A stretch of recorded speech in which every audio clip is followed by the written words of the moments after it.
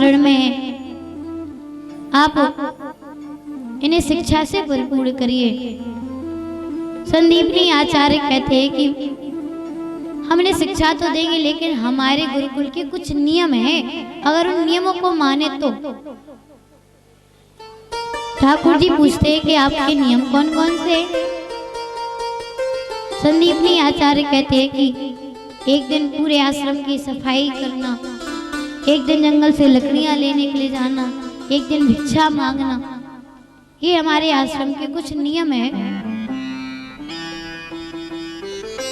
अब ठाकुर जी ने ऐसा सुना तो ठाकुर जी कहते हमें आपके सारे नियम मंजूर हैं। तो संदीपनी आचार्य कहते आप हमारे आश्रम में शिक्षा ग्रहण कर सकते हैं। वसुदेव जी महाराज वापस लौट आते, ठाकुर जी गुरुकुल में रह करके शिक्षा ग्रहण करने लगते हैं। तो गुरुकुल में ठाकुर जी के मित्र बनते हैं सुदामा जी। सुदामा जी से मित्रता होती है। और एक बार गुरु माँ ठाकुर जी से कहती, कन्हैया आज लकड़ी लेने जाने की बारी तुम्हारी है, तुम्हें जंगल से लकड़ी लेने के लिए जाना है। ठाकुर जी कहते ठीक है। ठाकुर जी जाने के लिए तैयार होते, सुदामा जी को साथ में ले लेते हैं।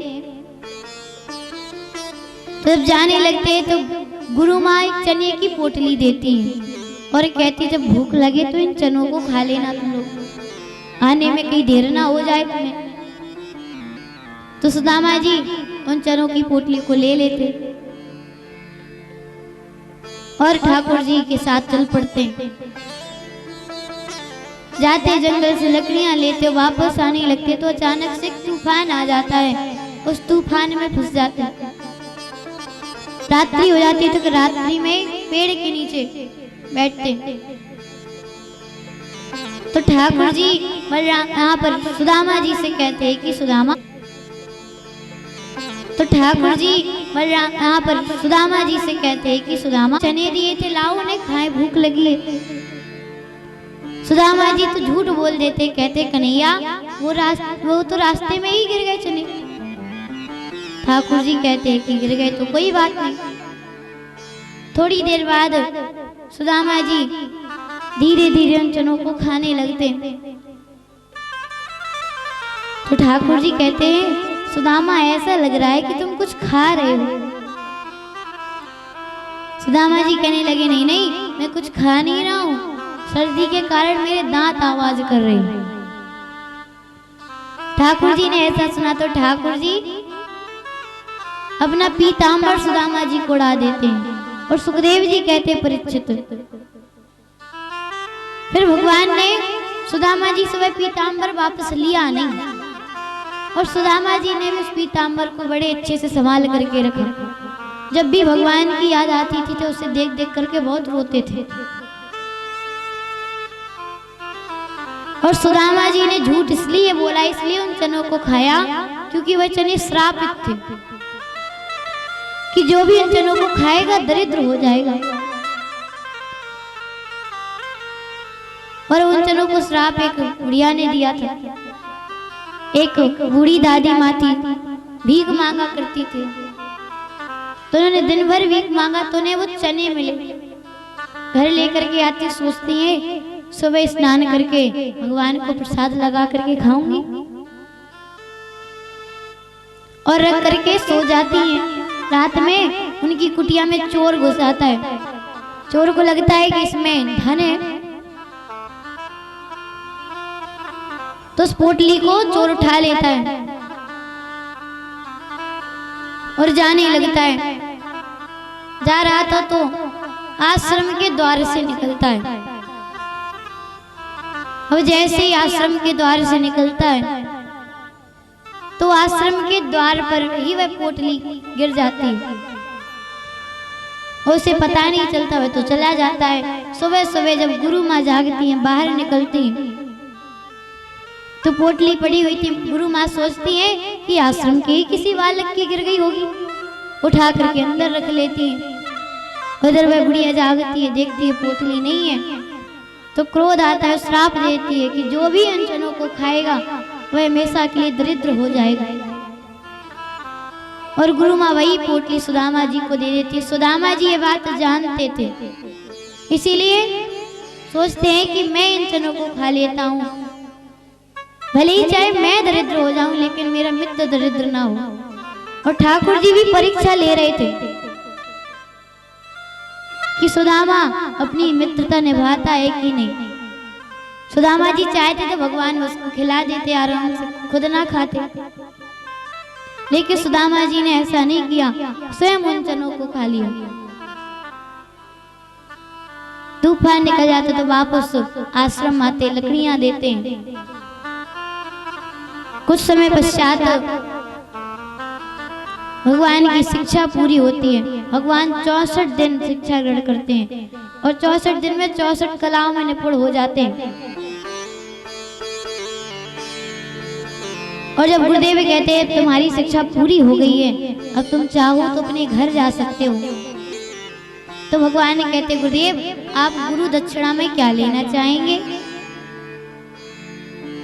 तो संदीपनी आचार्य कहते हैं कि मुझे तो कुछ नहीं चाहिए, जाओ अपनी गुरु माँ से पूछ करके आओ, जो गुरु माँ मांगे तो दे देना। ठाकुर जी गुरु माँ के पास जाते हैं और गुरु माँ से कहते हैं कि माँ हम अब वापस जा रहे हैं, हमारी शिक्षा पूरी हो गई है, तो आप बताइए गुरु दक्षिणा में क्या लेना चाहेंगे। जैसे ही गुरु माँ ने ऐसा सुना तो गुरु माँ कहती है कन्हैया जब तुम आए थे तो मैं अपने सारे दुख भूल चुकी थी, लेकिन अब तुम जाने की बात कर रहे हो तो मुझे वापस से अपने दुख याद आ रहे हैं। अब ठाकुर जी पूछते हैं कि गुरु माँ कौन से दुख याद आ रहे हो, आप हमें बताइए। गुरु माँ कहती है कि हमारा एक बालक था, 1 वर्ष पहले हम नदी के किनारे स्नान करने गए थे। स्नान करके हम पूजा करने लगे, हमारा बालक सीढ़ियों से उतर करके ना जाने कहाँ चला गया, बहुत ढूंढा नहीं मिला। और गुरु माँ के मुख से निकल जाता है कि अगर तुम कुछ देना ही चाहते तो मुझे मेरा बालक ला करके दे दो। ठाकुर जी कहते ठीक है। ठाकुर जी मैया को प्रणाम करते चल पड़ते हैं, समुद्रराज के पास पहुंचते हैं। समुद्रराज से पूछते हैं कि क्या हमारी गुरु माँ का बालक आपके पास है। समुद्रराज कहते प्रभु हमारे पास नहीं है। इसके पश्चात तुरंत भगवान सीधे यमपुरी पहुंचते हैं। जैसे ही यमलोक में पहुंचते हैं जितने भी नरक थे सारे नरक खाली हो जाते हैं। यमराज भागते हुए आते हैं और चरणों में प्रणाम करते हैं, कहते प्रभु आज मेरा कार्य सफल हो गया। भगवान कहते कौन सा कार्य सफल हो गया। यमराज जी कहते अरे आप अपने गुरु भाई को लेने के लिए आए हैं ना, मैंने ही उसे चुराया था। मेरे लोक में पापियों की संख्या ज्यादा बढ़ गई थी, मैंने सोचा इनका उद्धार कैसे होगा, तो मुझे पता चला कि आप संदीपनी आचार्य के यहाँ शिक्षा ग्रहण करने के लिए आएंगे, तो मैंने उनके पुत्र को चुरा लिया और आज आप आए सारे नरक खाली हो गए। ठाकुर जी ने ऐसा सुना तो ठाकुर जी जोर जोर से हंसने लगते हैं। ठाकुर जी कहते हैं तो ला करके दे दीजिए हमारे गुरु भाई को। ठाकुर जी ऐसा कहते तो यमराज जी शरीर बालक को ला करके दे देते हैं। ठाकुर जी बालक को लेकर के आश्रम के द्वार पर आते हैं, आवाज लगाते हैं गुरु माँ हम आपकी दक्षिणा ले आए हैं, आकर के ले जाइए।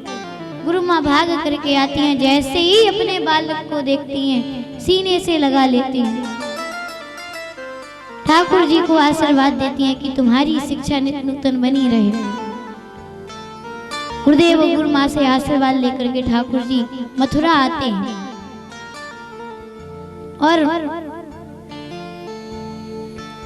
मथुरा आकर के उग्रसेन जी महाराज से मिलते हैं। उग्रसेन जी कहते हैं बालको गुरु दक्षिणा दे करके आए हो, ये यहाँ से भेजी जाए। ठाकुर जी कहते हैं नाना जी हम गुरु दक्षिणा दे करके ही आए हैं। अब मथुरा वासियों को पता चलता है कि कृष्ण और बलराम मथुरा में आए हैं। पूरी मथुरा ठाकुर जी का दिव्य स्वागत सत्कार करती है। बोलिए कृष्ण बलराम की जय हो। देखिए आप लोग जयकारा नहीं लगाते, हम आपसे रोज कहते हैं कि सभी को जोर से जयकारा लगाना है। बोलिए वृंदावन बिहारी लाल की जय हो। बोलिए राधे रानी सरकार की जय हो।